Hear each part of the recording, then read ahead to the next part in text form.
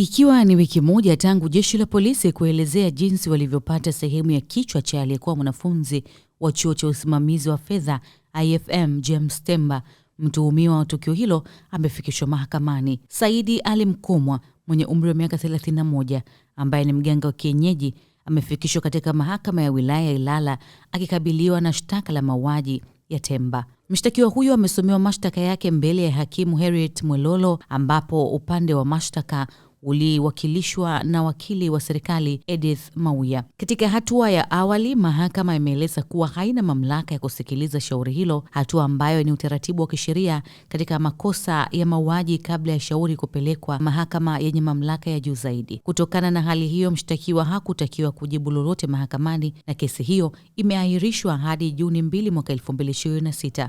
Mahakama pia imeeleza kuwa kesi ya aina hiyo haina dhamana kwa mujibu wa sheria. Kwa mujibu wa taarifa za uchunguzi, mwili wa James Temba ulikutwa Aprili 29 mwaka 2026 katika mto Msimbazi ukiwa hauna kichwa. Baadaye jeshi la polisi lilieleza kuwa kichwa cha marehemu huyo kilipatikana katika eneo la Kitunda Kibeberu jijini Dar es Salaam.